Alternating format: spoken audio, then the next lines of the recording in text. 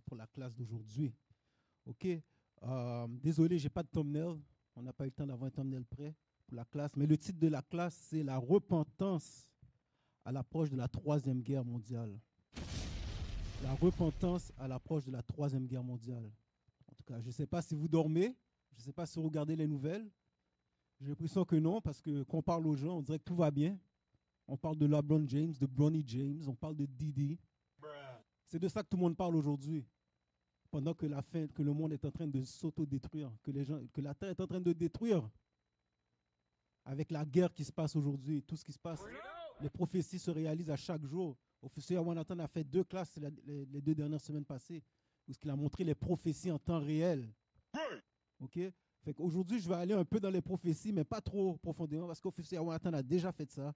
Mais je vais juste aller là-dedans, juste pour montrer qu'est-ce qui se passe sur la terre aujourd'hui, et pour amener aussi à la repentance. OK?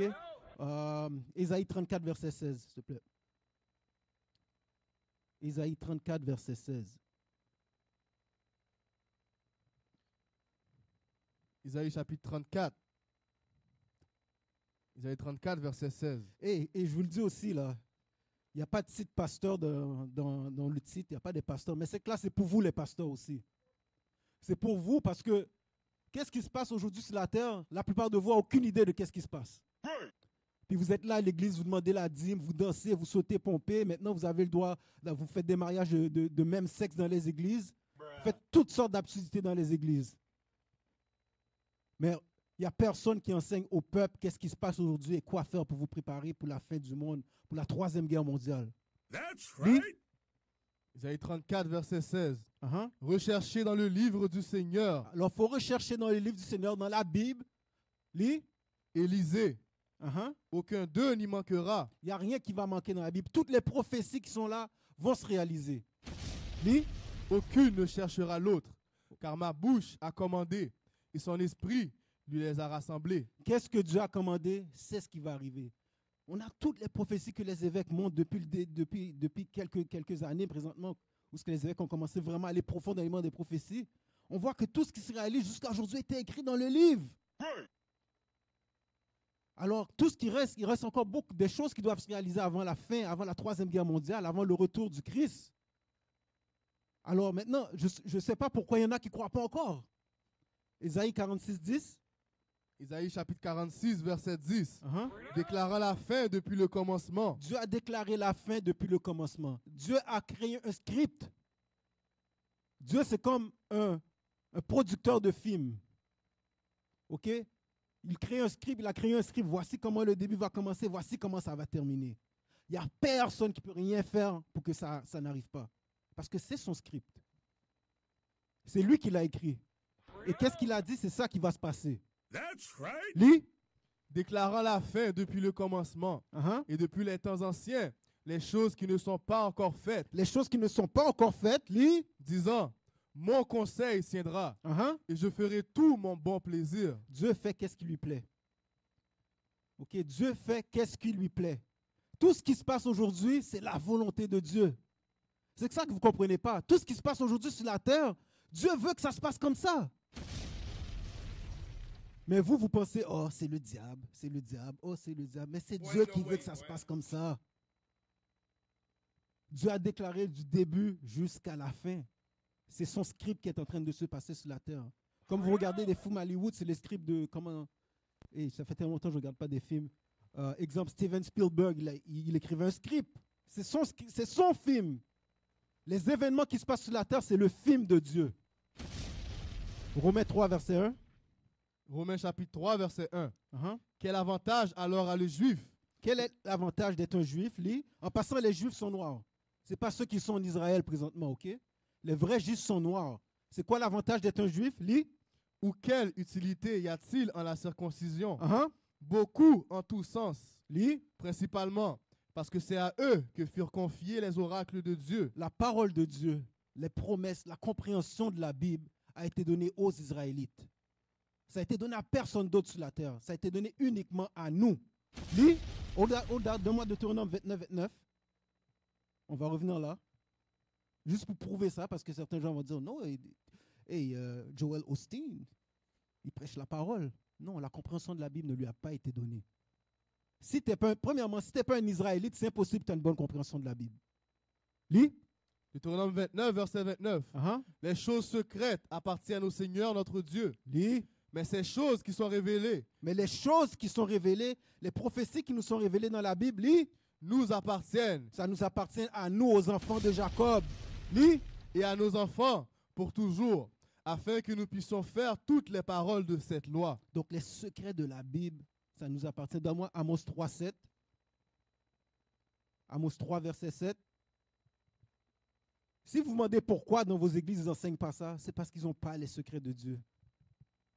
C'est parce qu'ils ne comprennent pas la Bible.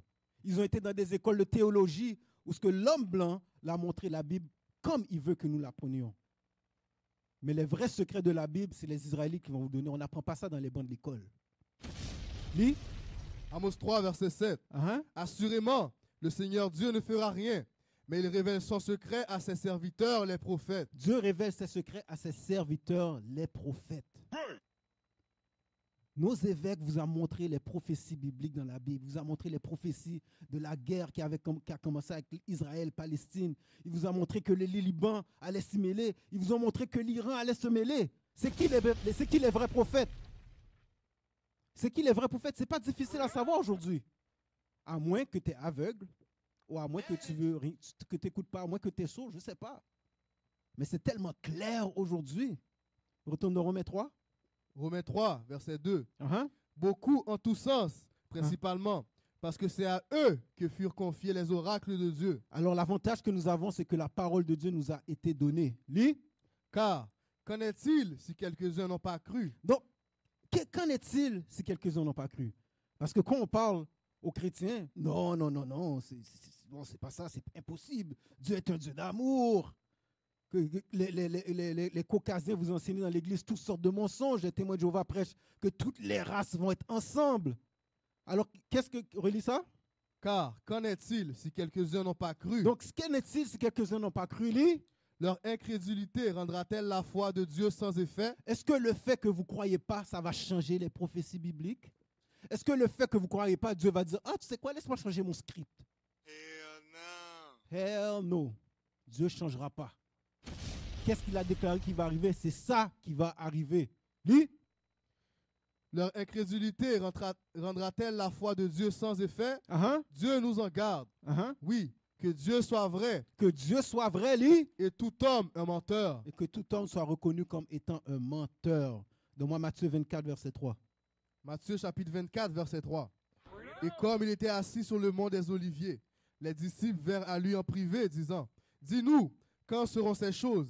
Et quel sera le signe de ta venue et de la fin du monde? Donc les disciples ont demandé à Jésus, c'est quoi les signes que nous devons regarder?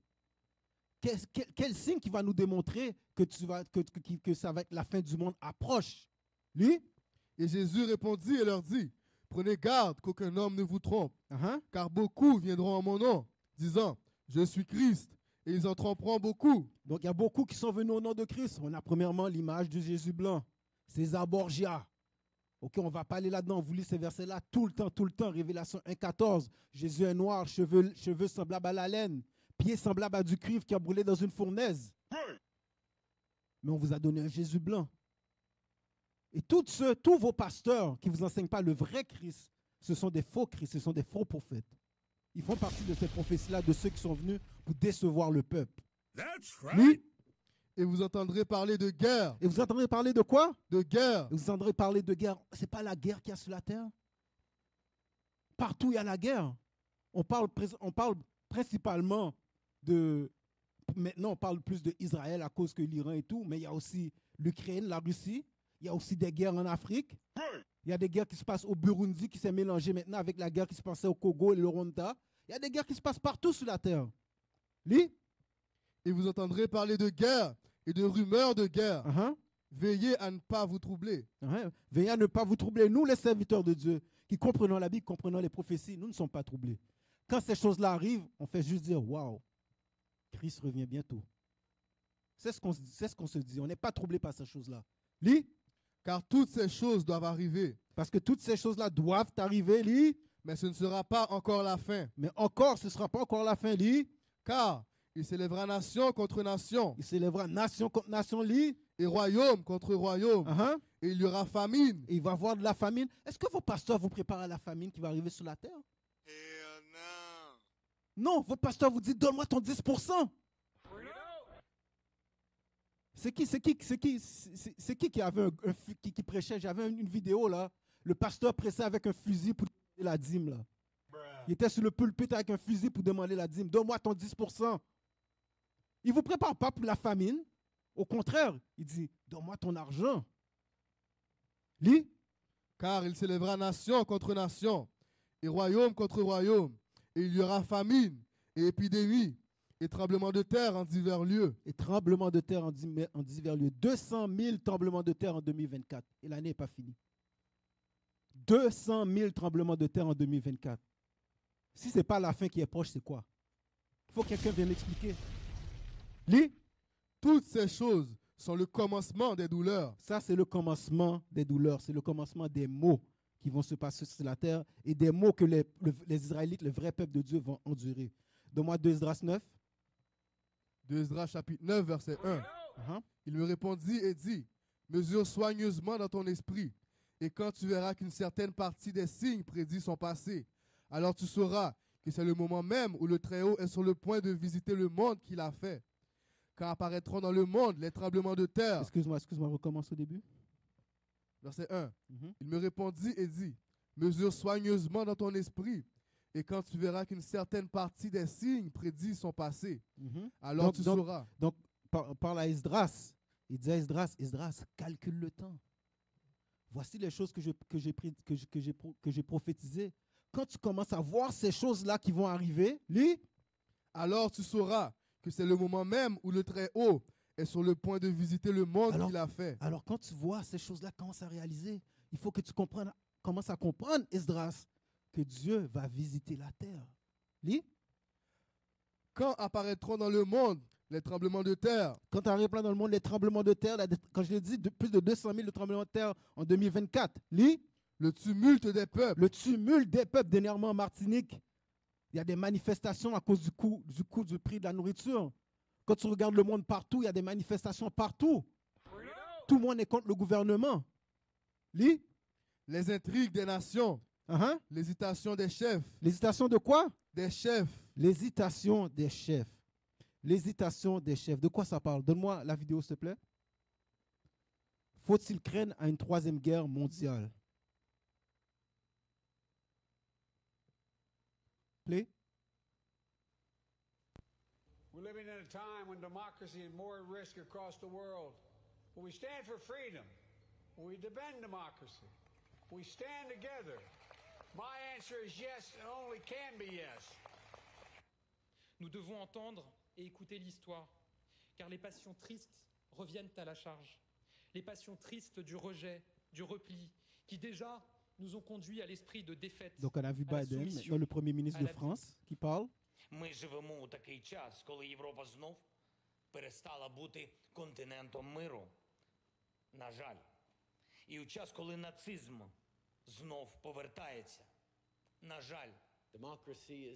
Regardez bien la figure des dirigeants, des rois de ce monde, comment ils parlent. Regardez leur visage. Ils sont en train de vous dire, il n'y a plus rien qu'on peut faire. La troisième guerre va arriver. C'est ça qu'ils sont en train de vous dire présentement. C'est le signe de désespoir. C'est le signe de... Ils ont plus de solution. Continue. Disinformation, foreign interference. Eh ben, à Ok, l'occasion tu peux du l'arrêter 80. là. Relis le verset. Alors, qu'est-ce qu'on vient de voir? C'est l'hésitation des dirigeants de ce monde. C'est de ça qu'Esdras parlait. Lis. 2 Esdras 9, verset 3. Uh-huh, Quand apparaîtront dans le monde les tremblements de terre, uh-huh, le tumulte des peuples, uh-huh, les intrigues des nations, uh-huh. l'hésitation des chefs, Et l'hésitation des chefs parce qu'ils ne savent plus quoi faire. Ils savent tous que c'est impossible d'arrêter la troisième guerre mondiale. Oui, il va y avoir des moments où les choses vont se calmer. Mais ça va reprendre. Et à chaque fois, ça va reprendre de plus en plus fort jusqu'à ce que la troisième guerre mondiale éclate. Donne-moi Révélation 9, 12.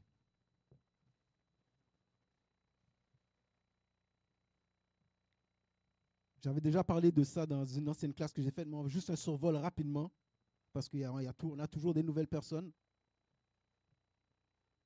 Révélation 9, verset 12. Révélation chapitre 9, verset 12. Uh-huh. Un malheur est passé. Hein, donc la Bible dit, un malheur est passé, lit. Et voici, il vit encore 2 autres malheurs Donc ensuite. il dit, un malheur est passé, mais il y a 2 autres malheurs qui arrivent. C'est quoi ces malheurs-là? Osée 7, verset 13. Quand je vous dis que la Bible, c'est un livre de prophétie, là, si tu lis la Bible et tu suis l'évêque et tu suis les classes que IOIC fait, si tu ne crois pas à la Bible, c'est que ce n'est pas pour toi. Parce que tout ce qui est prophétisé est réalisé, tout ce qui n'est pas encore, tout ce qui était prophétisé est devenu de l'histoire. Il y a encore des choses qui ne sont pas encore réalisées, qui sont prophétisées dans la Bible. Lis. Osée chapitre 7, verset 13. Uh-huh. Malheur à eux, Uh-huh. car ils se sont enfuis loin de moi. Mhm. La destruction sera sur eux, parce qu'ils ont transgressé contre moi, bien que je les ai rachetés. Donc, le malheur, ça signifie destruction. Quand la Bible dit malheur à vous, malheur à toi, malheur à telle ville, la Bible parle de destruction. OK, retourne dans Révélation 9, 12. Révélation chapitre 9, verset 12. Uh-huh. Un malheur est passé. Donc, un malheur est passé, une destruction est passée. Lis. Et voici, il vit encore 2 autres malheurs ensuite. Il vient encore 2 autres destructions. Mais de quelle destruction ça parle? Dans l'image, on va voir. Quand on vous dit, quand les prophéties se réalisent, ça devient de l'histoire. On va aller dans l'histoire pour savoir de quoi ça parle. Make it bigger, please. Lis ça, s'il te plaît, soldat. La Première Guerre mondiale, également connue sous le nom de Grande Guerre, a commencé en 1914 après l'assassinat de l'archiduc François-Ferdinand d'Autriche. Alors, qu'est-ce qu'on est en train de montrer? On est en train de vous montrer c'est quoi le premier malheur que Jean le révélateur parlait. Le premier malheur de quoi il parlait, c'est la Première Guerre mondiale. Lis. Son meurtre s'est catapulté dans une guerre à travers l'Europe qui a duré jusqu'en 1918. Uh-huh. Au cours du conflit de 4 ans, l'Allemagne, l'Autriche, Hongrie, la Bulgarie et l'Empire ottoman, les puissances centrales, se sont battus contre la Grande-Bretagne, la France, la Russie, l'Italie, la Roumanie, le Canada, le Japon et les États-Unis, les puissances alliées. Grâce aux nouvelles technologies militaires et aux horreurs de la guerre de tranchées, la Première Guerre mondiale a connu des niveaux de carnage et de destruction sans précédent. Relis cette partie-là. A connu des niveaux de quoi? A connu des niveaux de carnage et de destruction sans précédent. Donc, la Première Guerre mondiale, le carnage, la destruction qu'on a vu, c'était quelque chose qu'on n'avait jamais vu sur la terre. C'est de ça que la Bible parle quand il parle du premier malheur. Lis. Au moment où la guerre était terminée et que les puissances alliées avaient gagné, plus de 16 millions de personnes, soldats et civils, étaient mortes. Donc, on dit plus de 16 millions de soldats et civils étaient morts. Ça, c'est le premier malheur qu'a connu la terre. Dans ma Révélation 11, 14. J'espère que vous avez déjà fait le lien. Premier malheur, Première Guerre mondiale, on parle de la Troisième Guerre mondiale. J'espère que vous avez déjà fait le lien. Lis. Révélation 11, verset 14. Uh-huh. Le second malheur est passé. Le second malheur, la deuxième destruction est passée. Lis. Et voici, le troisième malheur vient rapidement. Le troisième malheur arrive rapidement. Donne-moi la prochaine image. Deuxième Guerre mondiale. Seconde Guerre mondiale. La Seconde Guerre mondiale a été la guerre la plus importante et la plus meurtrière de l'histoire, impliquant plus de 30 pays. Déclenchée par l'invasion nazie de la Pologne en 1939, la guerre a duré 6 années sanglantes jusqu'à ce que les Alliés défaient les puissances de l'axe de l'Allemagne nazie, du Japon et de l'Italie en 1945.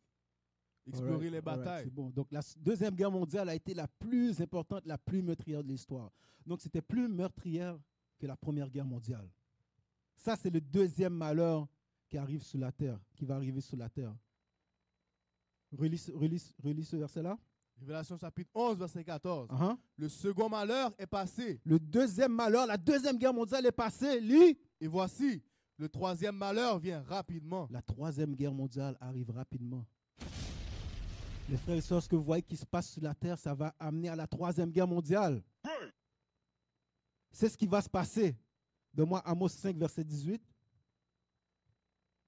Parce que dans les églises, on montre toujours, tout le monde veut le retour du Christ. Tout le monde veut le jour du Seigneur. Mais vous ne savez pas vraiment c'est quoi le jour du Seigneur dans la Bible. Vous ne savez pas vraiment c'est quoi. Lis. Amos 5, verset 18. Uh-huh. Malheur à ceux qui désirent le jour du Seigneur. Les Écritures disent malheur à celui qui désire le jour du Seigneur. Lis. À quoi vous servira-t-il? Uh-huh. Le jour du Seigneur est obscurité Le jour du Seigneur est obscurité. Lis. et non lumière. Et non lumière. Le jour du Seigneur, ça va être terrible.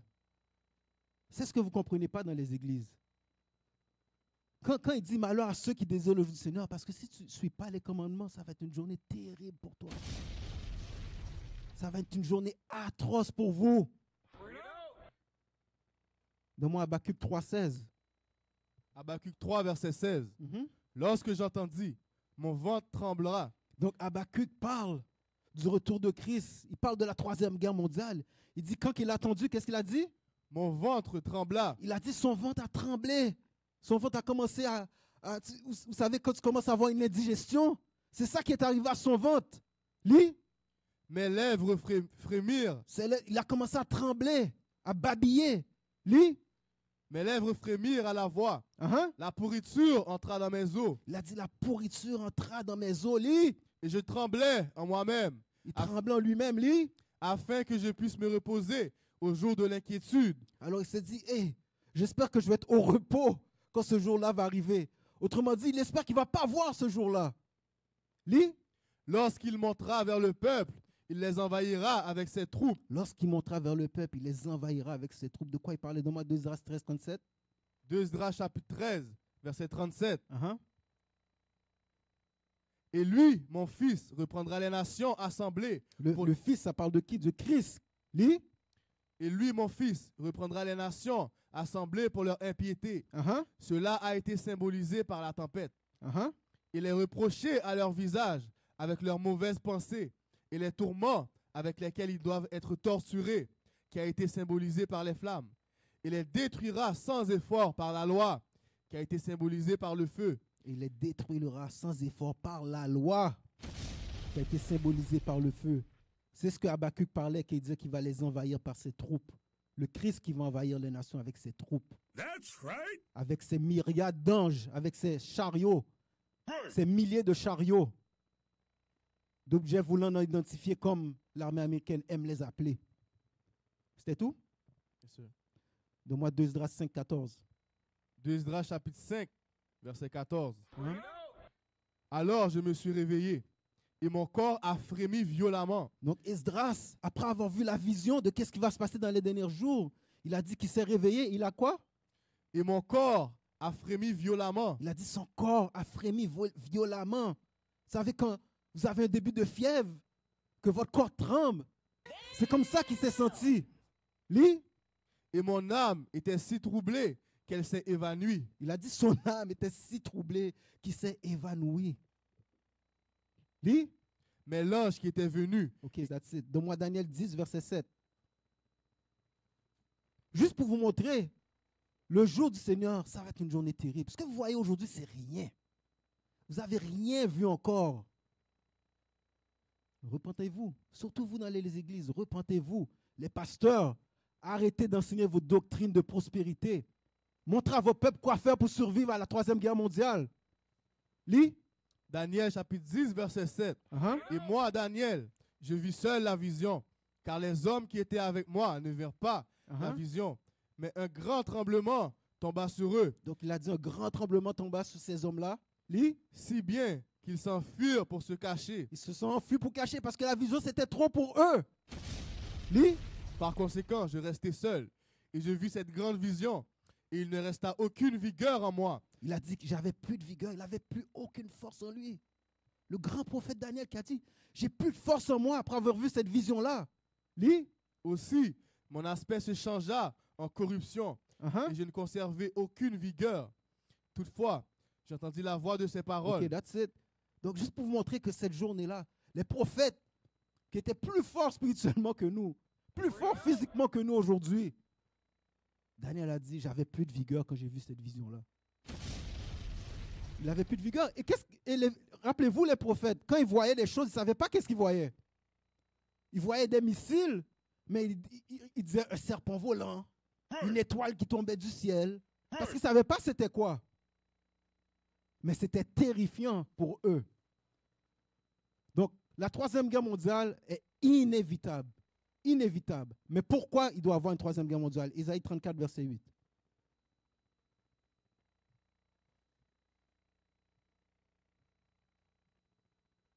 Isaïe 34, verset 8. Uh-huh. Car c'est le jour de la vengeance du Seigneur Car c'est le jour de la vengeance du Seigneur, lit. et l'année des rétributions Uh-huh. pour la controverse de Sion. Pour la controverse de Sion. Au cas que vous ne savez pas, Sion, c'est vous, les supposés noirs, latinos et les Premières Nations. C'est vous, Sion. Tout ce qui se passe sur la terre, c'est à cause de vous. Israël essaye de se passer pour vous. Tout ce qui se passe, c'est pour amener à votre délivrance. Isaïe 63, verset 4.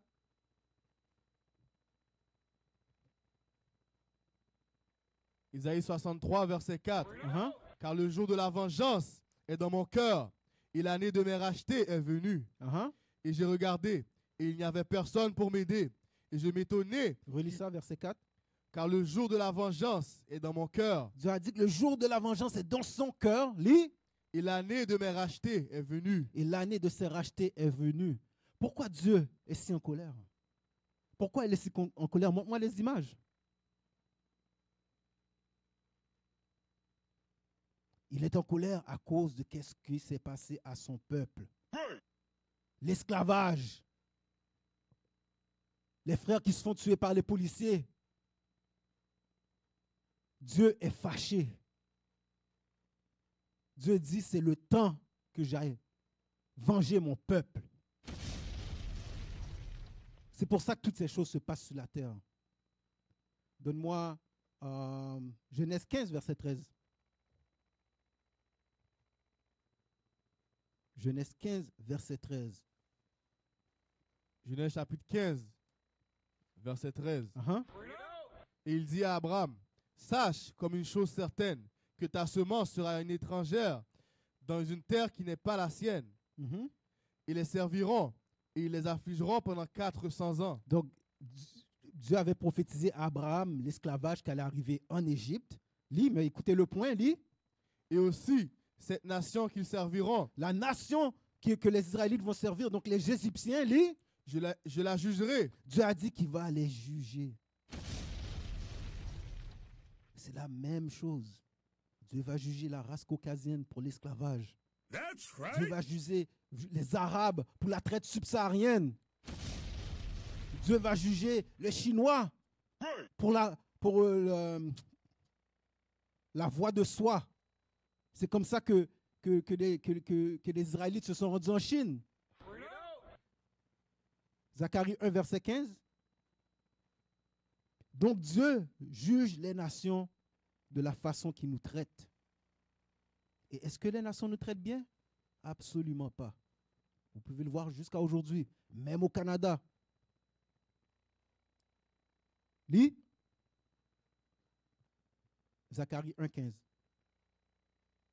Zacharie chapitre 1, verset 15. Donc Dieu est en colère contre les nations. Lis. Zacharie chapitre 1, verset 15. Uh-huh. Et je suis très fortement mécontent contre les païens Dieu est mécontent contre les païens, il est mécontent contre les nations. Lis. qui sont à leur aise. Parce qu'ils sont trop à leur aise. Ils sont en train de chill. Ils sont dans leur paradis aujourd'hui. Dieu a dit non, je ne suis pas d'accord avec ça. Lis. Car j'étais quelque peu mécontent et ils aidèrent à avancer l'affliction. Donc Dieu il dit qu'ils ont aidé à avancer l'affliction. Autrement dit, le moment où ce qu'ils devaient nous laisser aller, ils ne nous ont pas laissé aller. Alors Dieu a dit, je suis en colère contre eux. Ils doivent payer pour ça. Zacharie 2, verset 8.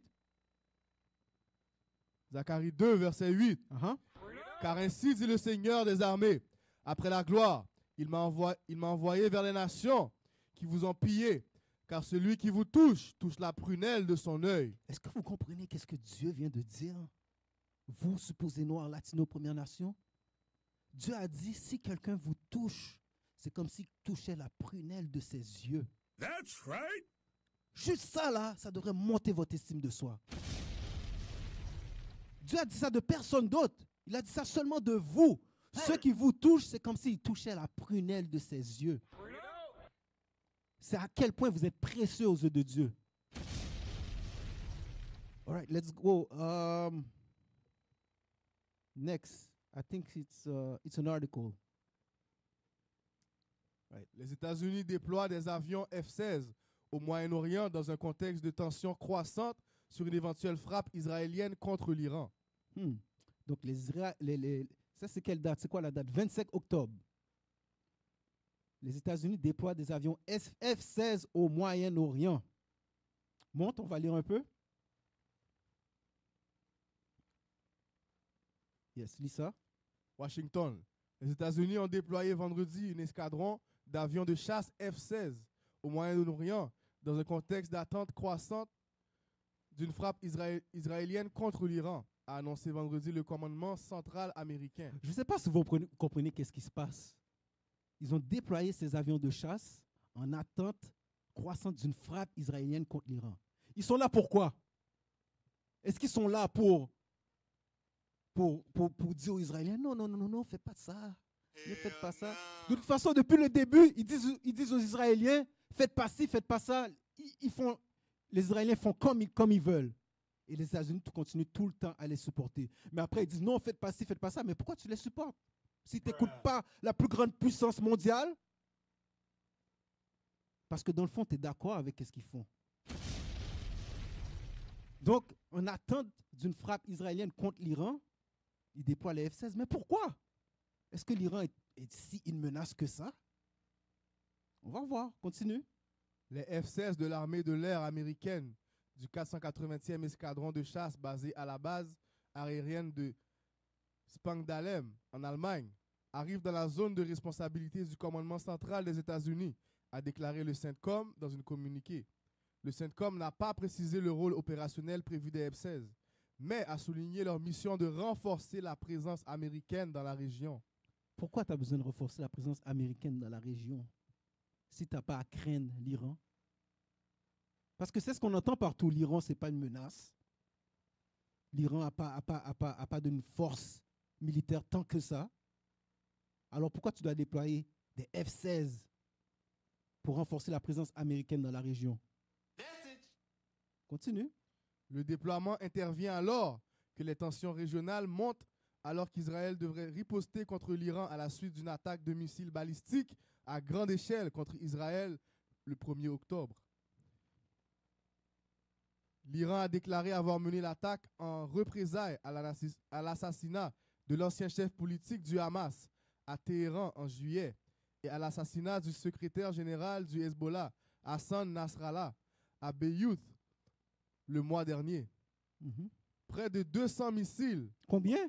200 missiles. 200 missiles ont été tirés lors de la salve qui a frappé plusieurs endroits en Israël, y compris une installation militaire, mais n'a fait aucune victime.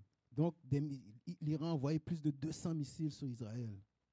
Ok, lis le dernier paragraphe. Les échanges de tirs entre Tel Aviv et Téhéran se sont intensifiés cette année après qu'Israël a bombardé l'ambassade d'Iran en Syrie le 1er avril, tuant de hauts responsables militaires.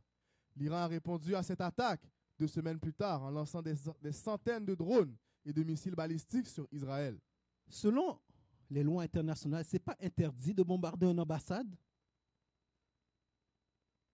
Il me semble que c'est interdit de bombarder une ambassade. Mais comme vous voyez, la race caucasienne ne suit aucune loi, même pas ses propres lois. Prochain article.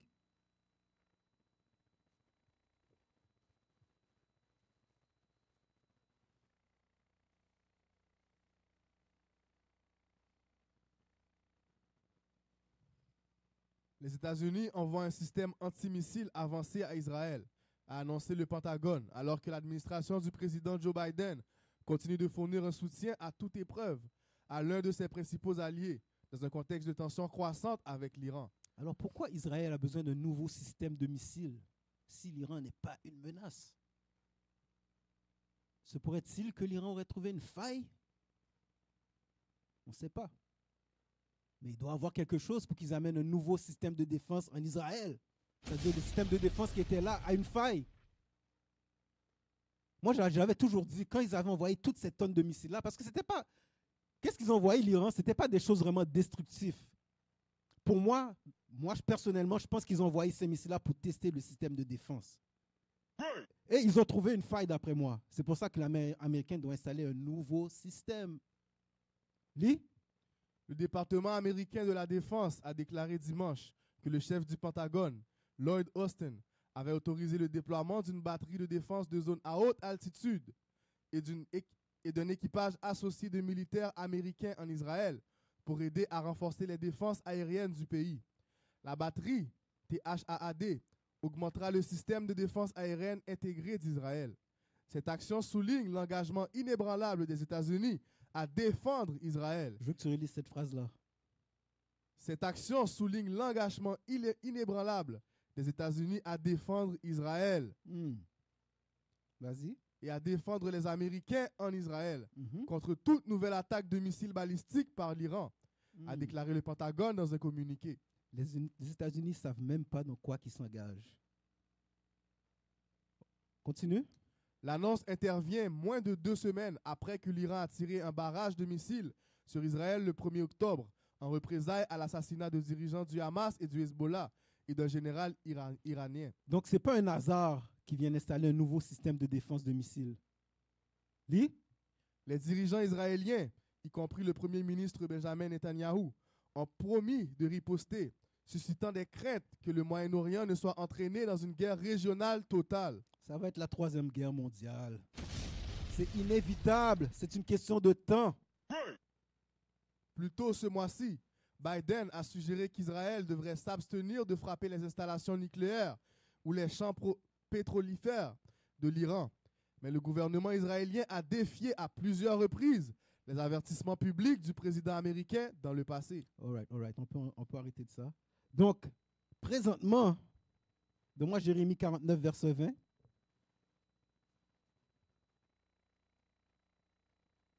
Toutes ces choses-là que les États-Unis sont en train de faire, sont en train de se préparer pour rentrer dans la guerre aussi. Éventuellement, ils vont rentrer dans la guerre. Ils n'auront pas le choix pour défendre leurs petits frères. Lis? Jérémie 49, verset 20. Uh-huh. Par conséquent, entendez le conseil du Seigneur qu'il a décrété contre Édom.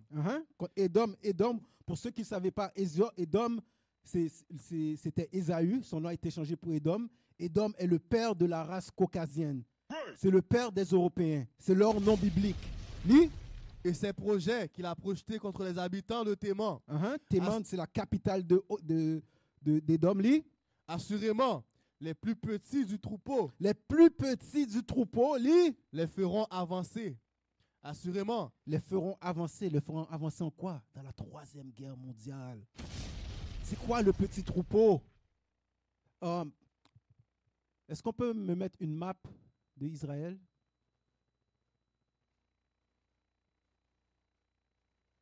C'est quoi le petit troupeau? Le petit troupeau, c'est Israël, les Israéliens. Parce que quand tu regardes tous les pays d'Europe, la France, la Belgique, l'Allemagne, tout ça, c'est quand même des grands pays. Mais Israël, c'est comme le plus petit d'eux autres. Parce que regardez, Israël, c'est quoi? Entouré de quoi? Entouré d'Arabes. Entouré de la Jordanie, l'Égypte, le Liban, la Syrie. Ça, c'est le plus petit qui va amener les États-Unis dans la guerre. Relis cette partie-là.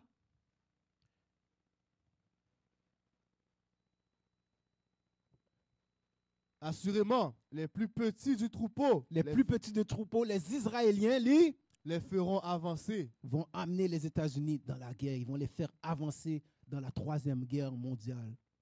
C'est inévitable, frères et sœurs. Ça va arriver. Pensez pas que vous êtes aux États-Unis, vous êtes safe parce que ça se passe à des milliers de kilomètres. Non. Votre pays que vous tenez tant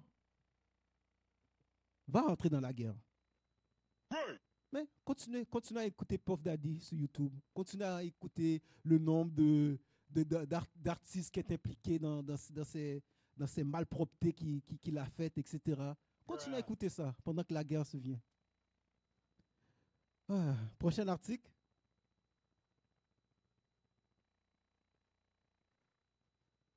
Pourquoi l'Iran a-t-il frappé Israël avec tant de vigueur? Et remets l'image. Vous voyez, quand la Bible parle des étoiles du ciel, c'est de ça que ça parle. Les missiles. Deacon Malakaya a fait une classe sur ça, qui parlait des étoiles du ciel.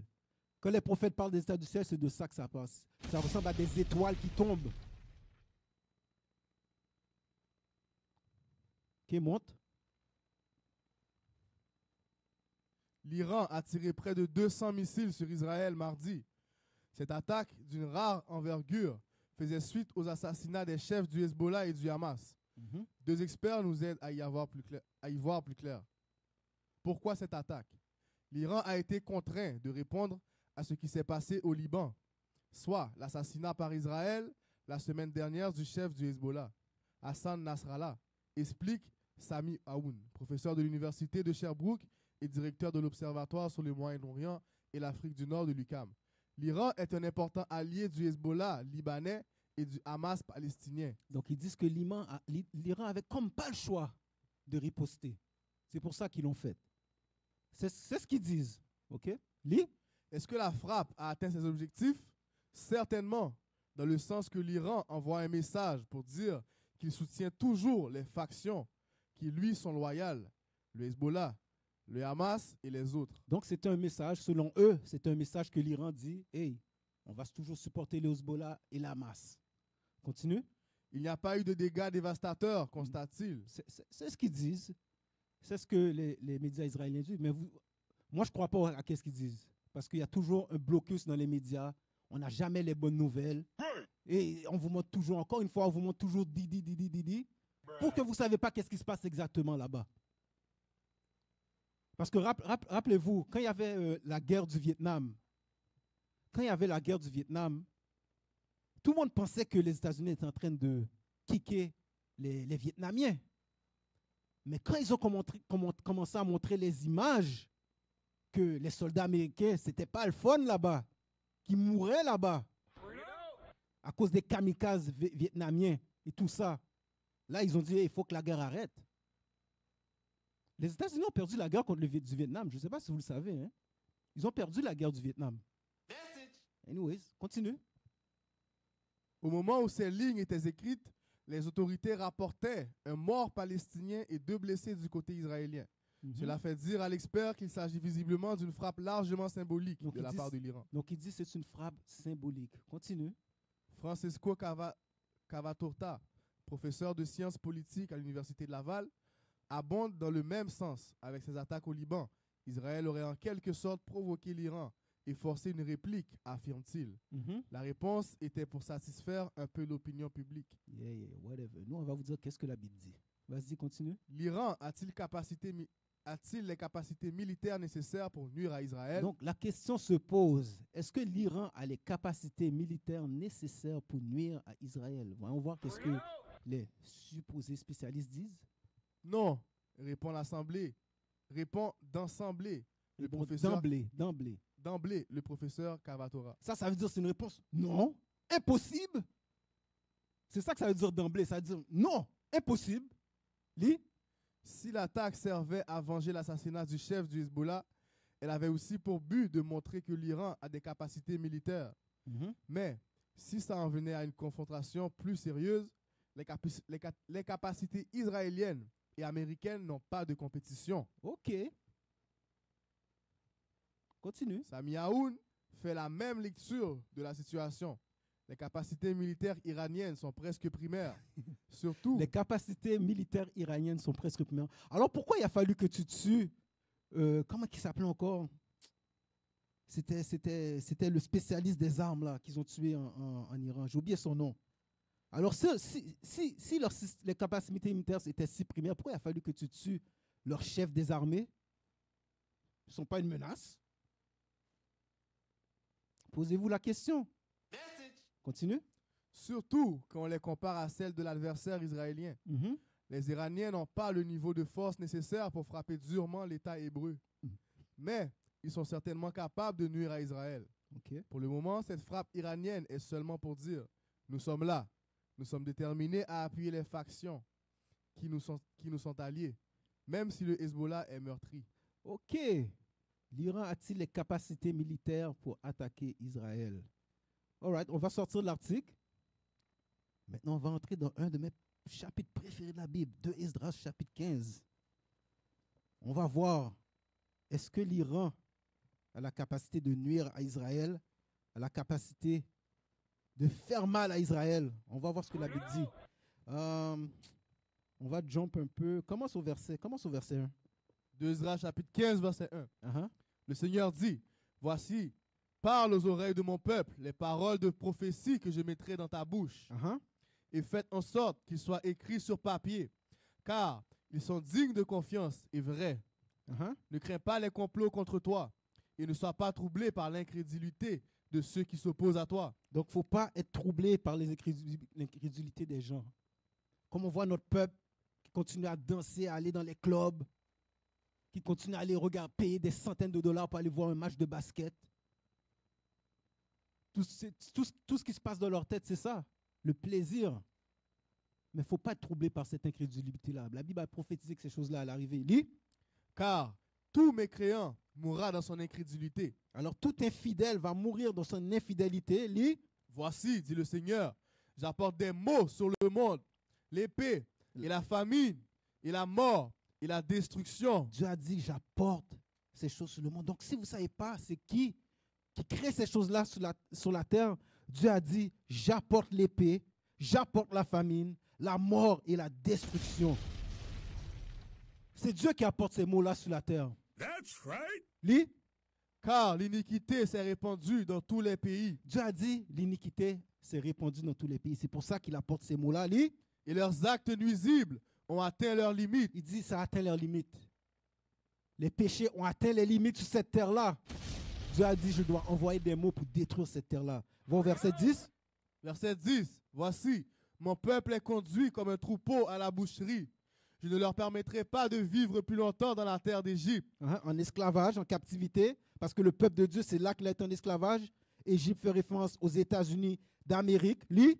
Mais je les ferai sortir de leurs mains puissantes et de leurs bras levés, et je frapperai l'Égypte de plaies comme auparavant. Comme auparavant. Donc ça prouve que ça ne parle pas de l'Égypte antique, parce qu'il dit, je vais frapper l'Égypte comme auparavant.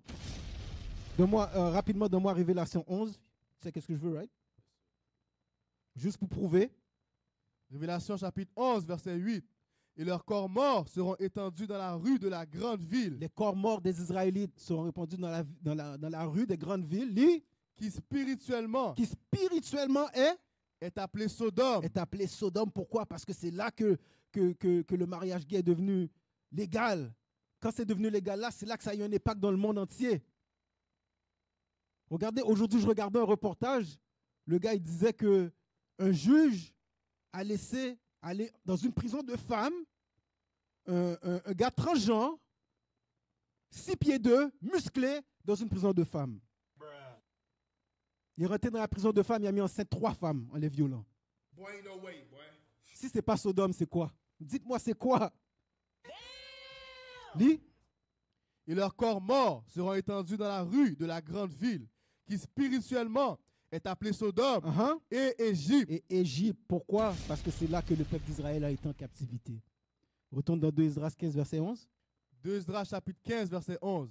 Mais je les ferai sortir de leurs mains puissantes et de leurs bras levés, et je frapperai l'Égypte de plaies comme auparavant, et je détruirai tout son pays. Alors la destruction que Dieu s'apprête à faire sur cette terre, c'est pour la délivrance de son peuple. Verset 14. Verset 14. Hélas pour le monde. Malheur à ce monde, destruction au monde, lis. Et pour ceux qui y vivent. Car l'épée et la misère s'approchent d'eux. L'épée et la misère s'approchent. C'est la première fois que je vois un verset en français qui est meilleur qu'en anglais. Relis ça. Hélas pour le monde et pour ceux qui y vivent, car l'épée et la misère s'approchent d'eux. Et une nation s'élèvera pour combattre contre une nation. Une nation s'élèvera pour combattre contre une nation. La même chose que Jésus avait prophétisé dans Matthieu. Lis. L'épée à la main.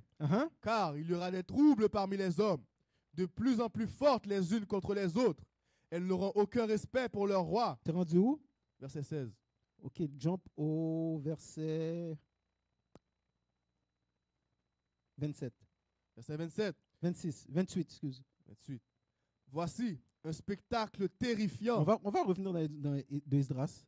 Je fais ça intentionnellement. Vas-y. Voici un spectacle terrifiant Donc voici un spectacle terrifiant, la vision terrifiante qu'Esdras a vue. Lis, qui apparaît de l'Orient. qui apparaît du Moyen-Orient. Les nations des dragons d'Arabie. C'est fou parce que la Bible, des fois, tu sais, des fois, il faut que tu aies précepte sur précepte pour comprendre ce qu'il dit, mais des fois, la Bible le met tellement clair que tu ne peux pas le nier. Right? Là, il nous dit une vision qui vient de l'Orient. On parle du Moyen-Orient. Lis, Les nations des dragons d'Arabie. les nations des dragons, quoi? D'Arabie. D'Arabie. Est-ce que j'ai besoin de préciser que ça parle des Arabes? C'est clair, parle des dragons des nations d'Arabie. Lis, Sortiront avec beaucoup de chars. ils vont sortir avec beaucoup d'armes de guerre. Lis, Et depuis le jour où ils partiront, leur sifflement s'étendra sur la terre, de sorte que tous ceux qui les entendent craignent et tremblent. Alors, il va arriver un moment où ce que les Arabes vont se rassembler, vont se mettre ensemble. Et la terre va trembler, tout le monde va commencer à avoir peur. Les États-Unis vont trembler. Tout le monde va trembler physiquement, mais la terre des États-Unis va trembler aussi. Parce qu'il va y avoir beaucoup d'attentats terroristes aux États-Unis. La Bible a prophétisé, ça va arriver. Lis. Les Carmoniens, furieux, s'en iront comme des sangliers de la forêt. Et ils viendront avec une grande puissance et les combattront et dévasteront une partie du pays des Assyriens avec leurs dents. Ok, donc, les Carmoniens. Les Carmoniens, c'est qui les Carmoniens? Donne-moi le prochain lien, Wikipédia, s'il te plaît. Carmanie, région.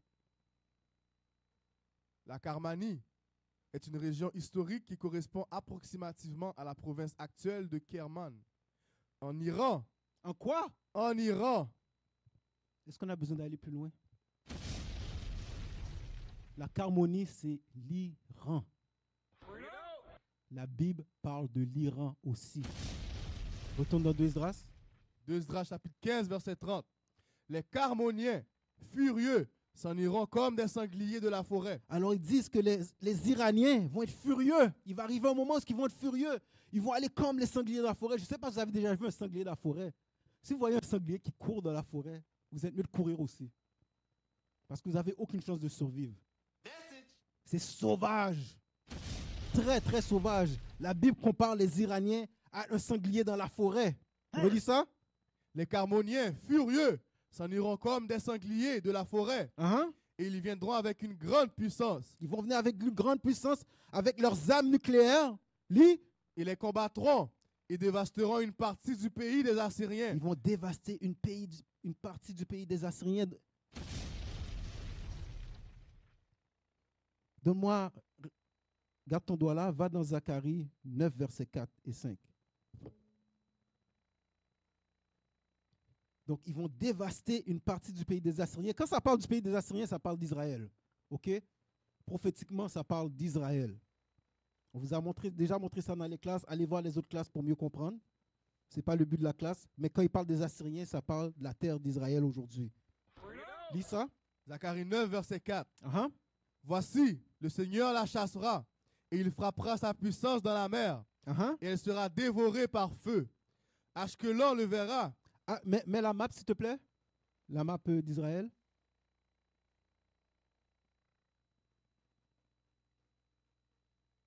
On peut la mettre. Est-ce qu'on peut mettre plus gros? Je veux juste voir. Même si on ne voit pas tout. Encore un petit peu.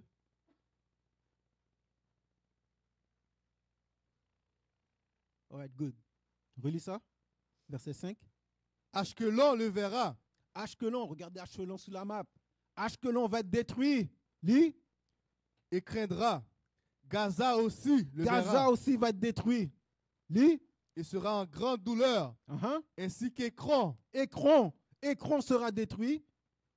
parce que ce à quoi elle attendait l'aura rendue honteuse. Uh-huh. Et le roi de Gaza périra, et Ashkelon ne sera plus habité. Ashkelon ne sera plus habité. Continue. Et un bâtard demeurera dans Ashdod. Ashdod aussi sera détruit. Et je retrancherai l'orgueil des Philistins. L'orgueil des Palestiniens. Ok, retourne dans 2 Esdras 15, verset 30. 2 Esdras 15, verset 30. Uh-huh. Les Carmoniens, furieux, Donc les Iraniens, furieux, lis, s'en iront comme des sangliers de la forêt. comme des sangliers dans la forêt, lui, Et ils viendront avec une grande puissance. avec beaucoup de puissance, avec des armes nucléaires, des missiles, lis, et les combattront et iront se battre avec, aux côtés des Arabes. Lui, et dévasteront une partie du pays des ils Assyriens vont dévaster un pays de la terre d'Israël. Ces villes-là n'existeront plus, les villes qu'on vous a montrées sur la map. Lui, avec leurs dents. uh-huh. Et alors, les dragons, se souvenant de leur origine, Alors les dragons, rappelez-vous, on parle des dragons d'Arabie, comme le verset 29, ils vont se rappeler de leur origine. C'est quoi leur origine? Donne-moi Genèse 16, verset 11. livre de Genèse chapitre 16, verset 11. Hein? Et l'ange du Seigneur lui dit, voici, tu es enceinte et tu enfanteras un fils Uh-huh. et tu appelleras son nom Ishmaël Ishmaël, lui, parce que le Seigneur a entendu ton affliction. ok, parce que les Arabes descendent d'Ishmaël. Ok? Tu as le dictionnaire biblique avec toi? Ok, continue. Et il sera un homme sauvage. Et il sera quoi? Un homme sauvage. Ismaël, les Arabes, sera un homme sauvage, lui. Sa main sera contre tout homme Uh-huh. et la main de chaque homme sera contre lui. C'est ça que quand Esdras a dit qu'il va se rappeler de sa nature, il va fonctionner comme un homme sauvage. On a des exemples de ça. C'est qui met des ceintures de bombes sur eux pour s'éclater, pour aller trouver leurs 7 vierges au paradis? C'est pas les Noirs qui font ça. Dès que les Noirs entendent, boum, les Noirs sont déjà rendus chez eux, là. Les Noirs, on entend quelque chose qui ressemble à un coup de feu, on est déjà en bas de la chaise.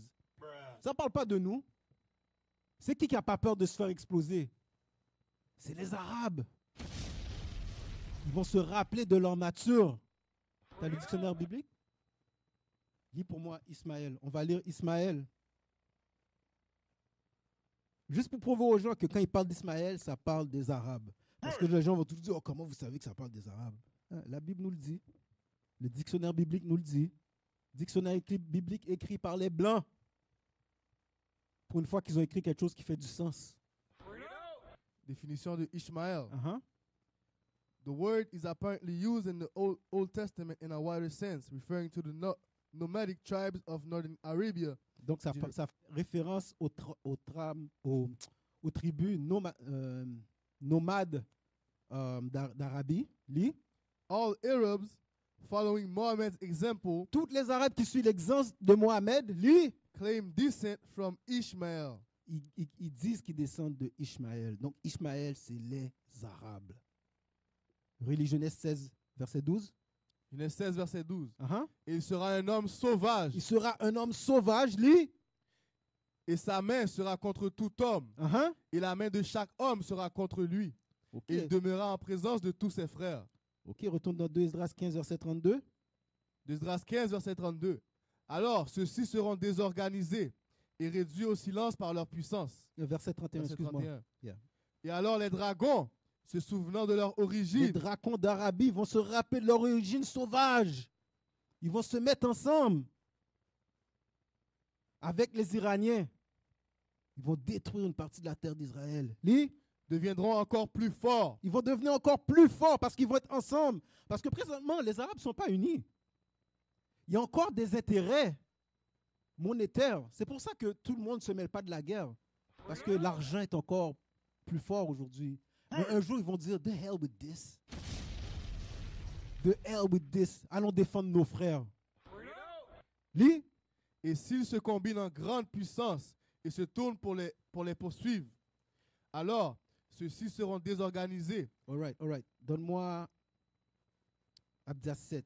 On saute un peu. Parce que comme je dis, officier Wanathan a déjà été profondément dans ces prophéties-là. Fait que moi, si vous voulez avoir ça, allez réécouter ces classes. Là, maintenant, je vais parler rapidement de la destruction des États-Unis. Abdias, verset 7. Abdias, verset 7. Tous les hommes de ta confédération t'ont chassé. Les hommes de la Confédération, ça parle de l'OTAN. Donc, les pays en Europe, la France, la Grande-Bretagne. La Grande-Bretagne s'est enlevée de l'Union européenne, mais ils sont toujours là. L'Allemagne, etc. Ça parle de ces pays-là, qui sont les alliés des États-Unis. Tous les hommes de ta confédération t'ont chassé. Même jusqu'à la frontière. Ceux qui étaient en paix avec toi. Ceux qui étaient en paix avec les États-Unis, parce que l'OTAN, jusqu'à aujourd'hui, sont en paix avec les États-Unis. Mais la Bible dit un jour, ils ne seront plus en paix aux États-Unis. Ceux qui étaient en paix avec toi t'ont trompé Uh-huh. et ont prévalu contre toi. Ils ont prévalu contre toi. Comment ils vont prévoir contre les États-Unis? Ils vont envoyer des missiles aux États-Unis. Faites juste imaginer. Là, on parle de pays très puissants. On parle de la France, l'Allemagne, Belgique, tous ces pays-là. Imagine si chacun de ces pays-là dit, c'est quoi? Nos missiles intercontinentaux, tout le monde en même temps. Boum! Vous pensez que les États-Unis, ils vont peut-être en intercepter un ou deux, mais il y en a quand même qui vont atterrir. Rappelez-vous qu'il y a des missiles qui peuvent détruire l'État du Texas tout entier. Et on ne parle même pas des radiations qui vont suivre. Donne-moi Révélation 17-16. Révélation 17, verset 16. Et les discordes que tu as vues sur la bête, Les discordes, ça parle encore une fois de l'OTAN, l'Union européenne. celles-ci haïront la prostituée. Celles-ci vont haïr la prostituée. La prostituée, c'est les États-Unis. La grande prostituée. Ils la rendront démunie. Il va la rendre comment? Démunie Ils vont la rendre démunie, autrement dit dévastée. et nue. Ils mangeront sa chair. Uh-huh. Ils la brûleront au feu. Ils la brûleront au feu. Comment ils vont la brûler au feu? Avec les missiles. Avec les missiles. Ok, donne-moi Jérémie 25, verset 15. Donc les États-Unis aussi vont être détruites. Alors pensez pas que vous êtes sains et saufs ici aux États-Unis. Dès que les États-Unis vont commencer à faire la guerre, hey, vous savez que les missiles vont arriver à un moment donné aux États-Unis. Et c'est la fin pour vous. Et vous, les supposés noirs, vous n'avez pas de bunker. Je ne connais pas de noirs qui a des bunkers. Tous les bunkers, c'est les blancs qui les ont. That's Vous right. n'avez pas de bunker pour vous descendre contre cette destruction-là. Donc, vous allez tous mourir si vous n'êtes pas repentant. C'est pour ça que je fais cette classe aujourd'hui. La repentance à l'approche de la 3e guerre mondiale. Jérémie 25, verset 15. Jérémie 25, verset 15. Uh-huh. Car ainsi m'a dit le Seigneur, le Dieu d'Israël, prends de ma main la coupe du vin de cette fureur. Prends de ma main la coupe du vin de cette fureur. Va au verset 16 pour voir c'est quoi la coupe du vin. Verset 16. Et elles boiront et seront ébranlées, et elles deviendront insensées Uh-huh. à cause de l'épée que j'enverrai parmi eux. À cause de l'épée qu'il enverra parmi eux. La coupe de la fureur de Dieu, c'est l'épée. L'épée, une des façons que Dieu utilise l'épée, c'est la guerre. Retourne au verset 15. Car ainsi m'a dit le Seigneur, le Dieu d'Israël, prends de ma main la coupe du vin de cette fureur, Uh-huh. et fais-la boire à toutes les nations. Fais-la boire à toutes les nations sans exception vont goûter à l'épée de Dieu. Tout le monde va me dire, mais non, les Chinois nous ont rien fait. Il y en a qui veulent dire, les Turcs nous ont rien fait. Donne-moi Luc 21, verset 20, rapidement. Luc 21, verset 20. Uh-huh. Et quand vous verrez Jérusalem environnée d'armées, sachez alors que sa désolation est proche. Alors que ceux qui sont en Judée s'enfuient vers les montagnes, et que ceux qui sont au milieu d'elles partent, et que ceux qui sont dans les campagnes ne rentrent pas. Alors Jésus prophétisait à la destruction de Jérusalem qui est arrivée en l'an 70. Lis. Car ce seront là les jours de vengeance, Car ce sera là les jours de vengeance. afin que toutes les choses qui sont écrites puissent être réalisées. Tout ce qui est écrit dans la Bible, Deutéronome 28, les Israélites allaient en esclavage.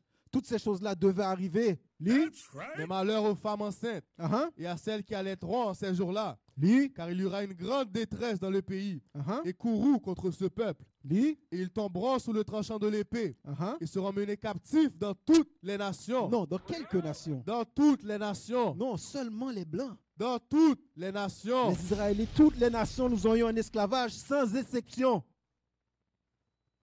C'est pour ça que, retourne dans Jérémie 25, 15.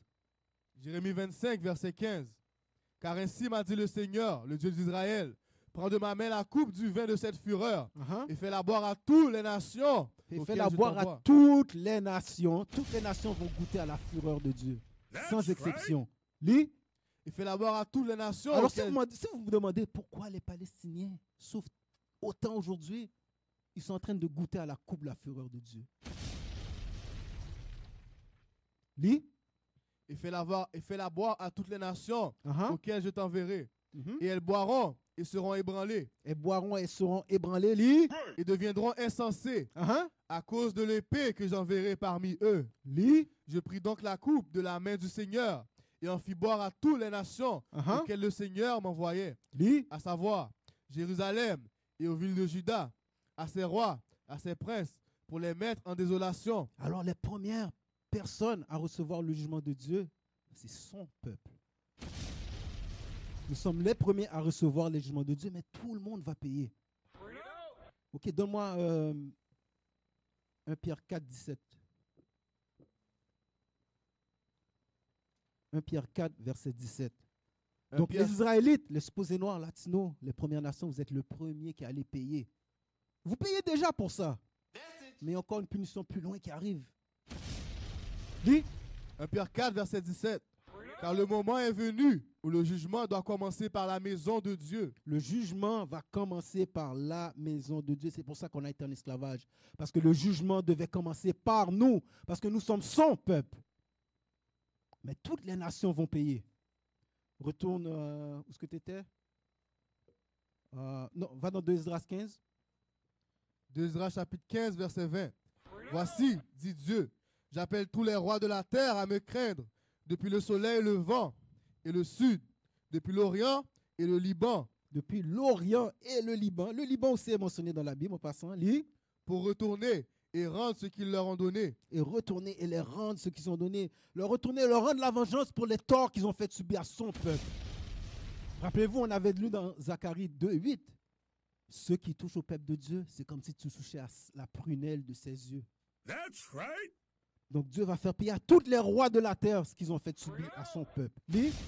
Comme ils l'ont fait à mes élus Uh-huh. jusqu'à ce jour. Ainsi je le ferai et je le rendrai dans leur sein. Ainsi parle le Seigneur Dieu. Ma main droite n'épargnera pas les pécheurs. Hold that. Redonne-moi Révélation 7.1. Juste pour vous montrer pourquoi la Troisième Guerre mondiale n'est pas encore là. Révélation chapitre 7, verset 1. Et après ces choses, je vis 4 anges se tenant aux 4 coins de la terre, retenant les 4 vents de la terre, afin que le vent ne souffle ni sur la terre, ni sur la mer, ni sur aucun arbre. Et je vis un autre ange montant de l'est, ayant le sceau du Dieu vivant. Il cria d'une voix retentissante. Donc, les anges retiennent la destruction. Quand ils parlent des vents qui retiennent les vents, donc, autrement dit, ils retiennent la destruction, ils retiennent les armées pour qu'ils n'envoient pas ces missiles qui vont détruire la terre. That's right. OK? Continue. Et il cria d'une voix retentissante aux 4 anges, auxquels ils avaient été donnés de détériorer la terre et à la mer, disant, ne détériorez pas la terre, ni la mer, ni les arbres, Parce que ce n'est pas le moment encore. Lis. jusqu'à ce que nous ayons scellé les serviteurs de notre Dieu. Jusqu'à ce que nous ayons scellé les serviteurs de notre Dieu. La seule raison pourquoi la destruction n'arrive pas encore sur la terre entière, c'est parce que les 144 000 ne sont pas encore scellés. Une fois que c'est scellé, that's a wrap. It's a done deal. Retourne où ce qu'on était. 2 Esdras chapitre 15. 2 Esdras chapitre 15, verset 22. Uh-huh. Ma main droite n'épargnera pas les pécheurs, Dieu a dit que sa main droite n'épargnera pas les pécheurs. Lis. et mon épée ne cessera pas de ceux qui répandent le sang innocent sur la terre. Uh-huh. Et un feu sortira de sa fureur et dévorera les fondements de la terre et les pécheurs, comme de la paille qui est allumée. Lis.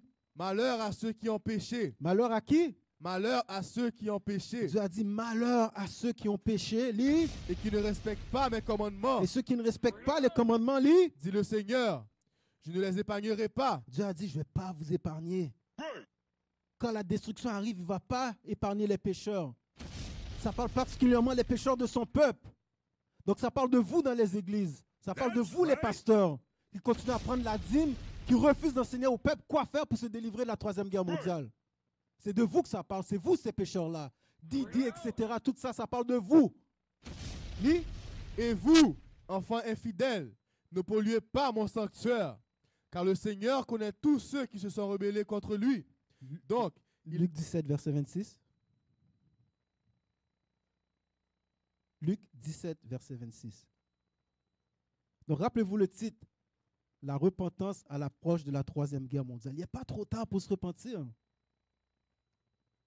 Mais on dirait que le peuple dort. Luc 17, verset 26. Luc chapitre 17, verset 26. Uh-huh. Et comme il en était au jour de Noé, Comme il en était au jour de Noé, lui, ainsi en sera-t-il aussi au jour du Fils de l'homme. ça va être la même chose au jour du retour de Christ. Qu'est-ce qui s'est passé à l'époque de Noé? Continue à lire. Il mangeait, Il mangeait, lui, il buvait, il buvait, il faisait la fête. Ils allaient regarder LeBron James jouer. Ils allaient dans les médias faire des gros segments pour dire « Oh, le fils de LeBron James n'est pas bon au basket. » On s'en fout de toutes ces affaires-là. Ça m'énerve, tu vas sur YouTube, tu cherches une bonne vidéo, ça parle juste de Didi. Ça parle juste de Didi. Hey, on est à l'approche de la 3e guerre mondiale et tout ce que vous mettez sur YouTube, c'est Didi. Lis. il mangeait, il buvait, Mhm. il prenait femme. Ils étaient donnés en mariage. Uh-huh. Jusqu'au jour où Noé entra dans l'arche et le déluge vint et les tua tous. Parce que, rappelez-vous le déluge, il n'y avait jamais eu d'eau sous la terre encore. Comme Moïse a prophétisé que le déluge arriverait, que tout le monde allait se repentir, tout le monde riait de Moïse, pas Moïse, de Noé. Tout le monde riait de Noé. Jusqu'à ce que la première goutte tombe sur ta tête. C'est quoi ça? 2 gouttes, là il commence à avoir une pluie. Oui, Noé avait raison. Trop tard, l'arche est fermée. Ça va être la même chose au retour quand le Christ va être retourné. Les chariots vont déjà être partis dans les airs. Il sera trop tard pour vous, les pécheurs. Lis. De même aussi, comme ce fut au jour de Lot, ils mangeaient, ils buvaient, ils achetaient, ils vendaient, ils plantaient, ils bâtissaient. Mais le jour même où Lot sortit de Sodome, Parce que c'est ça. Je regarde des émissions à la télé, tout ce que le monde parle, tout ce que les Noirs parlent, c'est « Oh, je veux être entrepreneur, je veux être millionnaire, je veux être milliardaire, je veux être ci, je veux être ça. » C'est tous de ça que ça parle. Mais tout ce que tu fais, je te dis pas, fais pas ton argent. Mais si c'est ça ton but dans la vie, c'est pas comme si ça va, à cause que tu es millionnaire, la 3e guerre mondiale ne va pas arriver. T'es où? verset 29. Donne-moi 1 Thessaloniciens 5.2. 1 Thessaloniciens chapitre 5, verset 2. Car vous-même savez parfaitement que le jour du Seigneur vient ainsi comme un voleur dans la nuit. Le jour du Seigneur, quand il va arriver, il va surprendre tout le monde. Parce que qu'est-ce qu'il a dit? Tout le monde va être en train de danser, de chanter, de pomper. Ce jour-là va te surprendre. Lis. Car lorsqu'ils diront paix et sécurité, Uh-huh. alors une soudaine destruction viendra sur eux, Alors une soudaine destruction va arriver sur eux. Lis. comme les douleurs d'une femme enceinte en travail, Uh-huh. et ils n'échapperont pas. Mais vous, frères, Relis la partie comme les douleurs d'une femme. alors une soudaine destruction viendra sur eux, comme les douleurs d'une femme enceinte en travail. Comme les douleurs d'une femme enceinte au travail, ça veut dire que ça va venir tranquillement, mais assurément. Quand la femme est dans son travail, qu'elle va coucher, elle a des contractions. Ça commence une petite contraction à chaque heure. Après ça, c'est 2, 3. Après ça, c'est une contraction à chaque 30 minutes. Après ça, ça augmente à chaque 5 minutes jusqu'à ce que le bébé dit « Ah, je dois sortir de là. » C'est la même chose quand la destruction va arriver. Donc, il va avoir des temps d'accalmie. Mais après ça, il va peut-être avoir un temps d'accalmie qui va durer 1 an, on ne sait pas. Après ça, ça va éclater encore. Après ça, un temps d'accalmie de 5 mois. Après ça, ça va éclater encore. Après ça, peut-être à chaque mois, il va y avoir quelque chose qui éclate. Jusqu'à ce que la destruction finale arrive, jusqu'au retour de Christ. Lis. Verset 4. Mais vous, frères, vous n'êtes pas dans l'obscurité pour que ce jour-là vous surprenne comme un voleur. Alors, ce jour-là n'est pas censé nous surprendre, dans le sens que on ne va pas être dans le péché quand ce jour-là. C'est parce que ça va surprendre tout le monde, même les Israélites.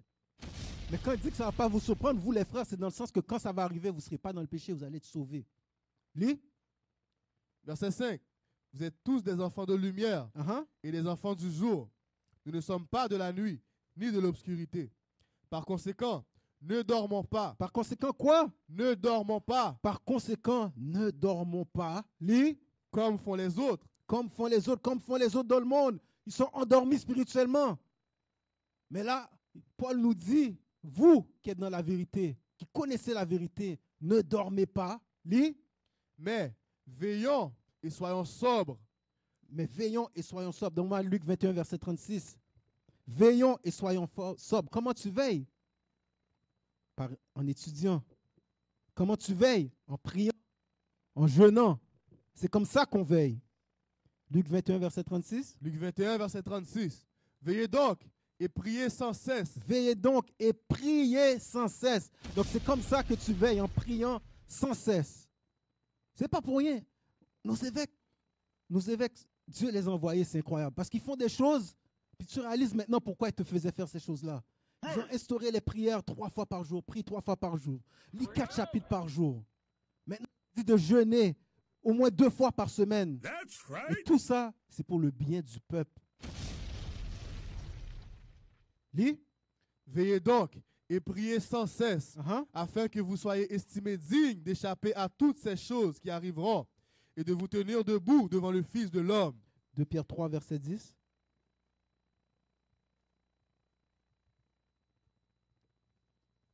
Deux Pierre chapitre 3, verset 10. Mais le jour du Seigneur viendra comme un voleur dans la nuit, Uh-huh. en lequel les cieux passeront avec un grand bruit. Tu sais quoi? Jump au verset 3. 2 Pierre chapitre 3, verset 3. Uh-huh. Sachant ceci d'abord, qu'il viendra au dernier jour des moqueurs, Qu'il viendra dans les derniers jours des moqueurs, lis, marchant suivant leur propre convoitise. marchant selon la propre convoitise. C'est ce qu'on voit aujourd'hui dans le monde. Tout le monde marche selon sa propre convoitise. Lis, Et disant, où est la promesse de sa venue? c'est pas Kirk Franklin, j'ai vu danser l'autre fois avec des talons hauts. C'est Kirk Franklin, il marche selon sa propre convoitise. Un supposé serviteur de Dieu. Lis, Et disant, où est la promesse de sa venue? donc c'est ce que le monde dit. Où est la promesse de la venue de Christ? Ça fait longtemps que vous prophétisez que Christ va arriver. Il n'arrive pas. Laisse-moi aller danser. Laisse-moi aller dans les clubs. Laisse-moi aller regarder LeBron James. Laisse-moi aller débattre. Qui est le meilleur joueur de basket? Boy, ain't no way, boy. Lis. Car depuis que les pères se sont endormis, toutes choses continuent comme elles furent depuis le commencement de la création. Va au verset 10. Verset 10. Mais le jour du Seigneur viendra comme un voleur dans la nuit, Uh-huh. en lequel les cieux passeront avec un grand bruit, et les éléments se dissoudront par une ardente chaleur. La terre aussi, et les œuvres qui sont en elle brûleront. Donc ça parle des missiles qui vont tomber. C'est ces missiles-là qui vont faire fondre tous les éléments de la terre. That's Lis. right. Voyant alors que toutes ces choses seront dissoutes, Alors ces choses-là, l'Amérique va être détruite. Toutes ces choses-là vont dissoudre, vont fondre. Lis. quelle sorte de personne devez-vous être en tout saint comportement et probité? Alors quel genre de personne tu veux être? Est-ce que tu veux t'asseoir à plaider qui est le meilleur joueur de basket de tous les temps? Est-ce que c'est ça ton but dans la vie? Est-ce que c'est de parler de Didi toute la journée? De savoir qui est impliqué là-dedans? Quel genre de personne tu devais être? C'est la question que vous devez vous poser. Non seulement nous, les Israélites, dans la vérité, mais surtout vous dans les églises. Quel genre de personne voulez-vous être, allez-vous être quand la destruction va être arrivée? Parce que c'est inévitable. Elle va arriver, Ézéchiel 18:30.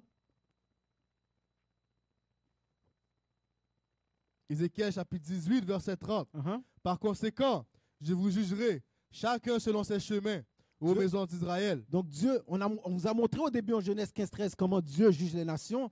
Il juge les nations de la façon qu'il nous traite. Mais nous, il nous traite selon la façon qu'on suit les commandements. Relis ça. Par conséquent, je vous jugerai chacun selon ses chemins, aux maisons d'Israël, dit Donc- le Seigneur Donc Dieu. Dieu, il va nous juger chacun de nous selon nos chemins. Lis. Repentez-vous Repentez-vous, lis. et détournez-vous de toutes vos transgressions. Si vous ne savez pas qu'est-ce que se repentir, de toute façon, les églises ne savent pas c'est quoi. Quand tu dis repentir, ils disent, oh, quoi? Croire en Christ? Hein? Né de nouveau. Mais ça veut dire quoi, né de nouveau? Être une nouvelle personne? Le verset te dit, c'est quoi la repentance? Te détourner des mauvaises voies. C'est ça, te repentir. Lis. Repentez-vous et détournez-vous de toutes vos transgressions, afin que l'iniquité ne soit pas pour vous votre ruine. Parce que regardez notre État. Regardez l'État d'Haïti. Regardez l'État de la Martinique. Regardez l'État du Congo. C'est à cause de vos péchés que les pays sont comme ça. Alors Dieu dit, je ne veux pas que les péchés soient votre ruine. Repentez-vous. That's right. Lis. Rejetez loin de vous toutes les transgressions dont vous vous êtes rendu coupable. Uh-huh. Et faites-vous un cœur nouveau Et faites-vous un corps nouveau, lit. et un esprit nouveau. Uh-huh. Car pourquoi mourriez-vous, ô maison d'Israël? Parce que Dieu ne veut pas qu'on meure. Mais à cause de qu'on a la tête dure, le 2/3 en Amérique va mourir. Donne-moi 1 Corinthiens 6:9. De quoi on doit se repentir exactement, spécifiquement? Il faut être spécifique dans la repentance. Tu ne peux pas juste dire, oh, je me repens, mais tu te repens de quoi? Il faut être spécifique. 1 Corinthiens 6, verset 9. 1 Corinthiens 6, verset 9. Uh-huh. Ne savez-vous pas que les iniques n'hériteront pas le royaume de Dieu? Ne soyez pas trompés, Uh-huh. ni fornicateurs, Ni fornicateur. Si tu es dans la fornication, repens-toi de la fornication. Ni ni idolâtres, t'es un idolâtre. Repens-toi de l'idolâtrie. ni adultères, Ni Ni adultère. Repens-toi de l'adultère. ni efféminés, Ni efféminé. Kirk Franklin, enlève tes talons hauts. ni ceux qui abusent d'eux-mêmes avec le genre humain, Les homosexuels, les lesbiennes. Ni voleurs, voleurs. ni convoiteux, Ni convoiteux. Arrête de convoiter la femme de ton frère. ni ivrognes, Ni ivrogne. Arrête de fumer du weed. Arrête d'être sous jusqu'à mourir. ni injurieux, Uh-huh. ni extorqueurs n'hériteront le royaume de Dieu. Tous ces gens-là n'hériteront pas du royaume de Dieu. Alors vous devez vous repentir de tous ces péchés-là. Donne-moi 2 Esdras 9, verset 10. 2 Esdras chapitre 9, verset 10. Uh-huh. Pour tous ceux qui ne m'ont pas reconnu de leur vivant, Pour tous ceux qui n'ont pas reconnu Dieu de leur vivant, lis. bien qu'ils aient reçu mes avantages, Uh-huh. et tous ceux qui méprisaient ma loi, Et tous ceux qui ont méprisé la loi de Dieu. Jusqu'à aujourd'hui, l'Église méprise la loi de Dieu. Les adventistes méprisent la loi de Dieu. Les témoins de Jéhovah méprisent la loi de Dieu. Lis. et tous ceux qui méprisaient ma loi pendant qu'ils avaient encore la liberté. Parce que pendant que vous avez la grâce, c'est ça la liberté, jusqu'à aujourd'hui vous avez encore la grâce, vous avez encore la chance de vous repentir à l'approche de la 3e guerre mondiale. Lis. Ils ne comprenaient pas, mais la méprisaient, Uh-huh. tandis qu'une occasion de se repentir leur était encore ouverte. Ceux-ci doivent dans le tourment le reconnaître après la mort. Dans le tourment, vous allez reconnaître après la mort. Parce qu'il y en a beaucoup, je me souviens, je prêchais un gars, puis il dit, oui, je sais que je suis israélite, je sais tout, je dois suivre les commandements, mais je ne sais pas. Peut-être je suis juste destiné à mourir. Non, mon frère, après la mort, il y a la douleur. C'est pas juste mourir et puis c'est fini. Pourquoi? Est-ce que ce serait juste? Le frère a suivi tous les commandements pendant toute sa vie, il a fait ses efforts pour suivre les commandements, et puis toi, tu fais juste mourir et puis c'est fini. Non, c'est pour ça que Dieu a dit, relis le verset 12. Ceux-ci doivent dans le tourment le reconnaître après la mort. Dans le tourment, vous allez le reconnaître après la mort. Après la mort, il y a encore un tourment. C'est pas fini. Réfléchissez, qu'est-ce que vous voulez vraiment? Dernier verset, Luc 13, verset 3.